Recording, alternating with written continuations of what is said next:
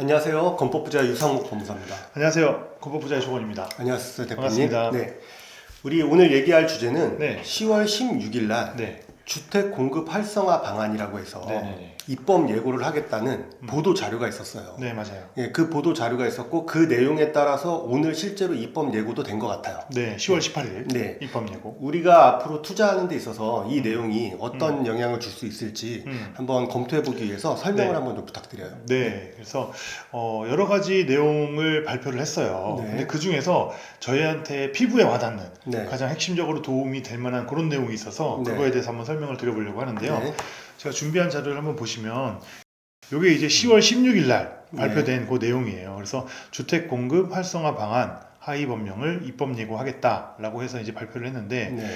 8개의 법령 훈령이 있는데 아까 말씀드린 것처럼 이걸 다 설명하는 게 아니고 이 중에서 가장 네. 우리 피부에 와닿는 네. 그런 내용을 설명을 드릴 거고, 이 내용이 오늘이 이제 10월 18일이죠. 네. 10월 18일에 입법 행정 예고한다라고 해놨어요. 이게 10월 16일 날 발표한 자료니까 네. 그래서 오늘 요거 저희가 이제 입법 예고를 기다려서 요 내용까지 보여드릴 수 있을 것 같은데 그 8개 법령 중에서 뭐가 제일 피부에 와닿느냐, 이 내용이에요. 네. 역세권에 소형 도시형 생활주택의 주차 기준을 완화하겠다. 네, 이 내용이 지금 가장 관심이 많이 가는 포인트거든요. 네, 우리가 네. 뭐 신축을 하려는 사람들이니까 네, 그렇죠. 도시형 생활주택을 신축함에 있어서 네. 주차장 기준이 완화되면 결국에 어떤 효과가 있을지. 예. 그렇죠. 굉장히 영향이 큰 부분이에요. 네네. 이 주차장은 사업성과 직결이 되어 있기 때문에 이 도시형 생활주택의 주차장 기준 완화라는 거는 사업성을 더 키워줄 수 있다.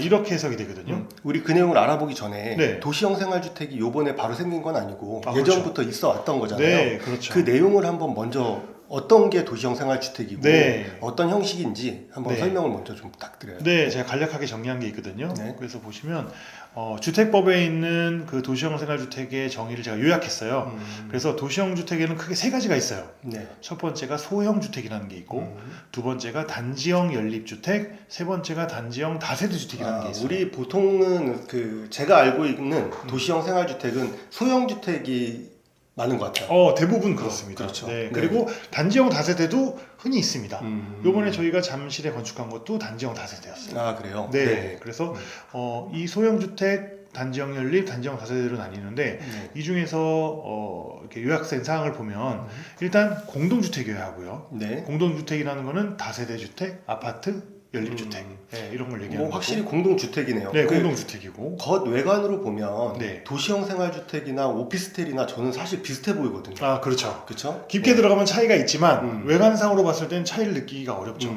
네. 그런데 오피스텔은 어찌됐든 주택은 준주택? 준주택에 네, 해당이 되죠. 해당이 되겠죠. 주거용으로 쓰면 네. 이제 주택으로 취급받으니까. 네. 네, 그래서 그런 공동주택이어야 하고, 소형주택의 공동주택이면서 첫 번째 조건이 세대별 주거 전용 면적이 60제곱미터 이하. 네. 네, 그리고 세대별로 독립된 주거가 가능하도록, 당연히 독립된 주거가 가능해야겠죠. 그건. 욕실, 부엌 등이 다 있어야 하고, 주거 전용 면적이 30제곱미터 미만인 경우에는 다른 부분은 하나의 공간으로, 이건 뭐냐면 네.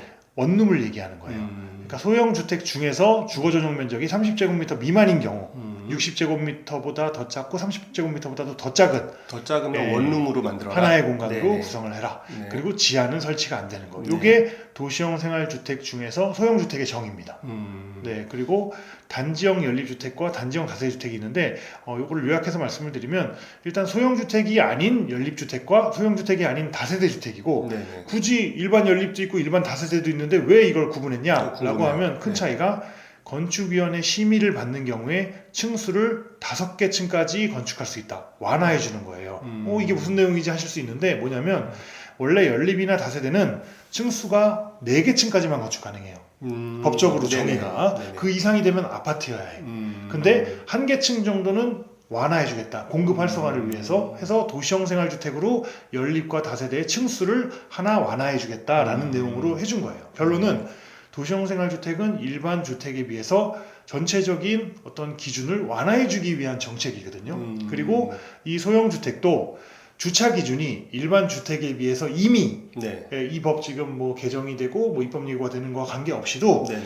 일반적인 다세대 주택에 비해서 일부 완화가 되어 있는 내용이 있습니다. 사실. 도시형 생활주택은 주차장 기준이 다세대 일반 주택에 다세대보다. 네, 이미 완화가 되어 있다. 네, 그래서 법을 한번 살펴보시면 네, 네. 그런 내용이 여기 나와 있어요. 네. 그래서 이번에 발표된 그 자료에 보셔도 입법 예고 아까 말씀드린 거 10월 18일 기준으로 한다고 했고, 도시형 생활주택 중에서 네.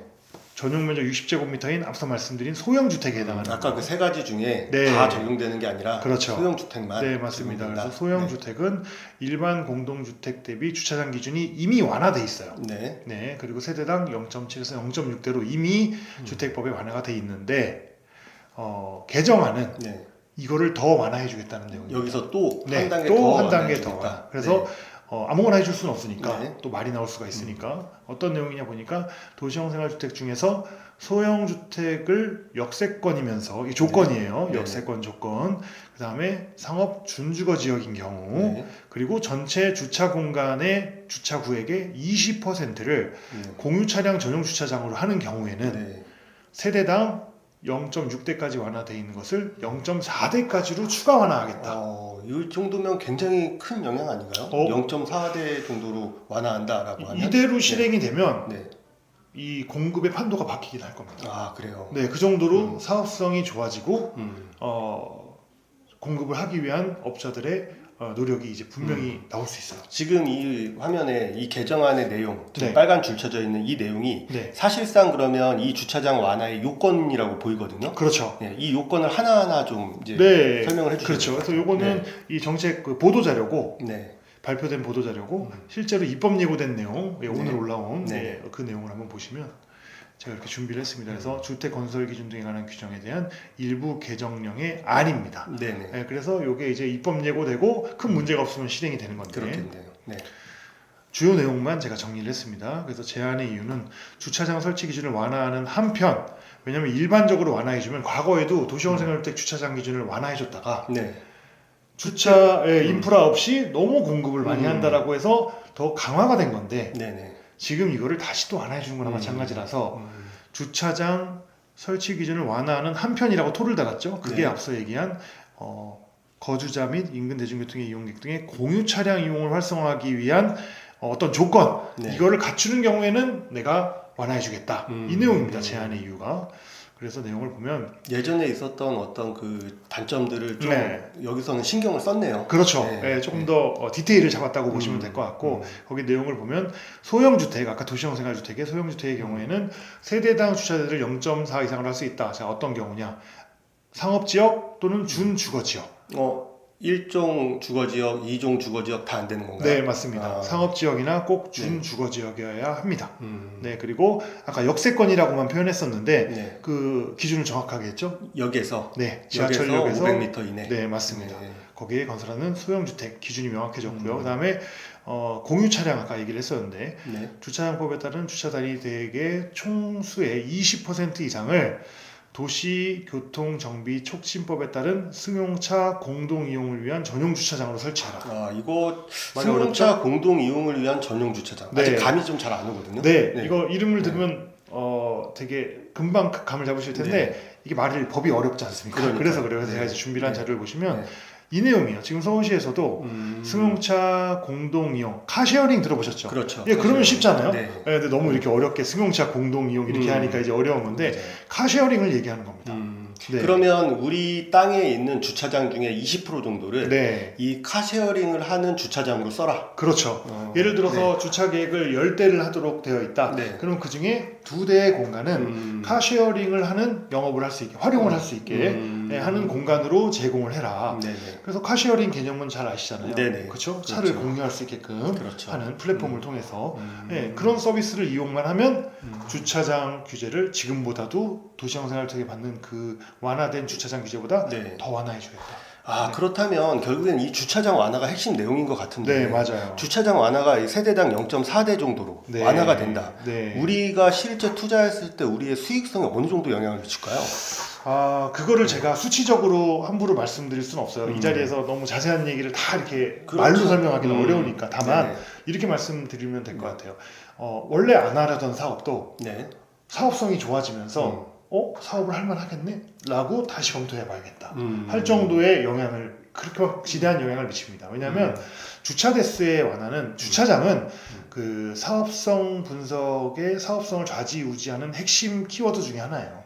근데 그거에 대한 법정 기준을 완화시켜주면서 더 편하게 해주겠다. 결국엔 세대수를 늘릴 수 있다는 얘기 아닌가요? 맞아요. 네. 정확합니다. 그래서 예를 들어서 기존에 같은 면적에 주차장 규제로 인해서 10세대를 공급할 수 있었는데 주차장 규제가 완화되면서 뭐 15세대가 공급이 된다면 사업성이 훨씬 증가하지 않습니까? 그렇죠. 분양 대금이 많아지니까. 그렇죠. 단가가 올라가니까. 네, 그렇다 보니까 당연히 사업성이 좋아지고 건설업자 입장에서는 당연히 그러면 사업을 해봐야겠다. 그러면 자연스럽게 공급이 활성화되는 그렇게 이제 효과가 발생되겠죠. 우리가 매매나 경매, 네. 공매로 이제 신축 토지를 찾을 때 네. 아까 말한 요건들, 네네네. 그 요건들에 합당하는 토지를 찾는 게 우리는 이제 해야 될 일이겠네요. 네, 맞아요. 네. 그렇죠. 근데 여기서 한 가지는 좀 주의하셔야 될 네. 게, 조금 이거는 이제 입법 예고가 돼서 이제 법을 개정하는 거 아닙니까? 네. 근데 이제 각 지자체의 조례를 또 반드시 보셔야 한다는 점. 네. 이건 무슨 말이냐면, 지금 현재도 도시형 생활주택이 뭐 주차장 기준이 0.6대 이런 식으로 완화가 돼 있음에도 불구하고,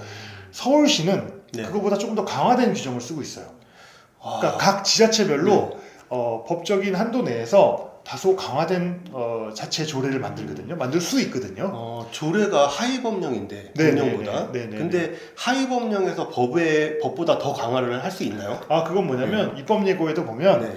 가로쳐놓고 그렇게 써 있습니다. 아, 각 지자체의 조례로 조금 더 완화, 조금 더 강화할 수 있다라고 해서 좀 여지는 열어두었기 때문에 그러니까 법의 기조 자체는 이런 식으로 입법 예고까지 하면서 이제 의견을 피력했지만 네네. 지자체의 상황이 다 다르잖아요. 서울시는 많이 과밀이 돼 있고 그렇죠. 또 어디는 좀 더 여유가 있고 그러니까 그거의 상황에 맞게 조절을 하라는 건데 아무튼 서울시에서 조례를 바꿔줘야 실제로 서울시가 해당 지역의 지자체에서 조례를 바꿔줘야 서울시 같은 경우에는 네. 서울시 조례를 바꿔야 이게 실질적인 실효가 있다는 거는 반드시 기억을 해주셔야 돼요. 실제로 이 법이 공포가 돼서 시행이 되더라도 네, 서울시의 조례, 맞습니다. 각 지자체의 조례는 꼭 한번 살펴봐야 된다. 당연합니다. 라는 얘기로 정리하면 되겠네요. 맞습니다. 오늘 정말 이거 따끈따끈한 네. 네, 신규 정보예요. 네, 맞아요. 이런 정보 나오자마자 좀 알기 쉽게 네. 정리해서 설명해 주셔서 감사하고요. 네네. 오늘은 이 내용 정리하면서 다음에는 새로운 내용으로 다시 찾아뵙도록 하겠습니다. 네. 감사합니다. 감사합니다.